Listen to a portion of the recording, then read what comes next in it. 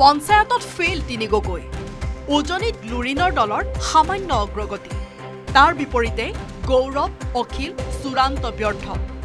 ব্যৰ্থতাৰ দায়িত্ব স্বীকাৰ কৰি ললে দুই গগৈ আমি নিজকে কেনেদৰে আৰু শুদ্ধ কৰিব লাগে আমি সাংগঠনিকভাৱে কেনেদৰে শুদ্ধ কৰিব লাগে আমি দললৈ কোনকিটা বিষয়ৰ ওপৰত বেছি জোৰ দিব লাগে গুটেই আমি ভালদৰে এটা সমীক্ষা আমি কৰি আছো আমাৰ মাজত ভোটটো ভাগ হৈ গ'ল বিৰোধী দল এনেই এই সময়ত শাসক দলৰ ঢৌ আহিছে সেই সময়ত আকৌ বিৰোধী দলৰ যেতিয়া কেইবাটাও ভাগ হৈ যায় আৰু তেতিয়া ক'ত জিকিব কওক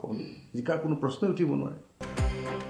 বিৰোধীৰ মাজত একতাৰ অভাৱৰ বাবে পঞ্চায়তক ঠেকেচা খোৱা বুলি কংগ্ৰেছ আৰু ৰাইজৰ দল উভয়ে মানি লৈছে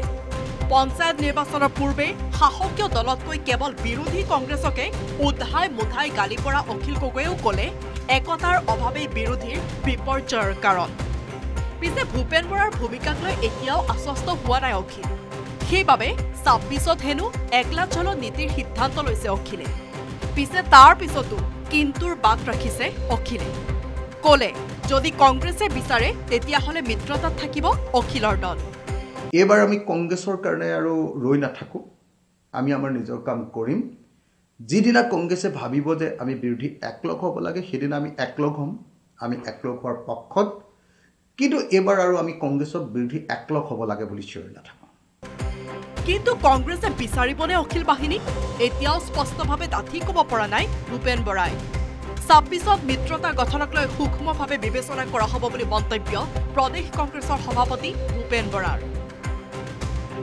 মোৰ যেটো দৃষ্টিভংগী সেইটো হৈছে যে পঞ্চায়ত নিৰ্বাচনৰ জৰিয়তে মিত্ৰতাৰ সম্পৰ্কটো অসমৰ ৰাইজে আমাক এটা বাৰ্তা দিছে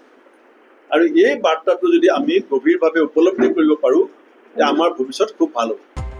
bureau' report news 18 Assam north east আপুনি বিচৰা বাতৰি পাব কেৱল নিউজ 18 এপত নিউজ 18 এপ ডাউনলোড কৰিবলৈ স্কেন কৰক এই QR কোড গুগল প্লে ষ্টৰতো পাব এই নিউজ 18 এপ পঞ্চায়তত ফেইল তিনি গগৈ উজনিত লুৰিনৰ দলৰ সামান্য অগ্ৰগতি তাৰ বিপৰীতে গৌৰৱ অখিল চূড়ান্ত ব্যৰ্থতাৰ দায়িত্ব স্বীকাৰ কৰি ললে দুই গগৈ আমি নিজকে কেনেদৰে আৰু শুদ্ধ কৰিব লাগে আমি সাংগঠনিকভাৱে কেনেদৰে শুদ্ধ কৰিব লাগে আমি দললৈ কোনকিটা বিষয়ৰ ওপৰত বেছি জোৰ দিব লাগে গুটেই আমি ভালদৰে এটা সমীক্ষা আমি কৰি আছো আমাৰ মাজত ভোটটো ভাগ হৈ গ'ল বিৰোধী দল এনেই এই সময়ত শাসক দলৰ ঢৌ আহিছে সেই সময়ত আকৌ বিৰোধী দলৰ যেতিয়া কেইবাটাও ভাগ হৈ যায় আৰু তেতিয়া ক'ত জিকিব কওক জিকাৰ কোনো প্ৰশ্নই উঠিব নোৱাৰে বিৰোধীৰ মাজত একতাৰ অভাৱৰ বাবে পঞ্চায়তক ঠেকেচা খোৱা বুলি কংগ্ৰেছ আৰু ৰাইজৰ দল উভয়ে মানি লৈছে পঞ্চায়ত নিৰ্বাচনৰ পূৰ্বে শাসকীয় দলতকৈ কেৱল বিৰোধী কংগ্ৰেছকে উধাই মুধাই গালি পৰা অখিল গগৈয়েও ক'লে একতাৰ অভাৱেই বিৰোধীৰ বিপৰ্যয়ৰ কাৰণ পিছে ভূপেন বৰাৰ ভূমিকাক লৈ এতিয়াও আশ্বস্ত হোৱা নাই অখিল সেইবাবে ২৬ত হেনো একলা চলো নীতিৰ সিদ্ধান্ত লৈছে অখিলে পিছে তাৰ পিছতো কিন্তুৰ বাট ৰাখিছে অখিলে ক'লে যদি কংগ্ৰেছে বিচাৰে তেতিয়াহ'লে মিত্ৰতাত থাকিব অখিলৰ দল এইবাৰ আমি কংগ্ৰেছৰ কাৰণে আৰু ৰৈ নাথাকোঁ আমি আমাৰ নিজৰ কাম কৰিম যিদিনা কংগ্ৰেছে ভাবিব যে আমি বিৰোধী একলগ হ'ব লাগে সেইদিনা আমি একলগ হ'ম আমি একলগ হোৱাৰ পক্ষত কিন্তু এইবাৰ আৰু আমি কংগ্ৰেছক বিৰোধী একলগ হ'ব লাগে বুলি চিঞৰি নাথাকোঁ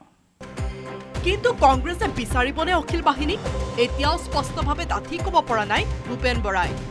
২৬ত মিত্ৰতা গঠনক লৈ সূক্ষ্মভাৱে বিবেচনা কৰা হ'ব বুলি মন্তব্য প্ৰদেশ কংগ্ৰেছৰ সভাপতি ভূপেন বৰাৰ মোৰ যেটো দৃষ্টিভংগী সেইটো হৈছে যে পঞ্চায়ত নিৰ্বাচনৰ জৰিয়তে মিত্ৰতাৰ সম্পৰ্কটো অসমৰ ৰাইজে আমাক এটা বাৰ্তা দিছে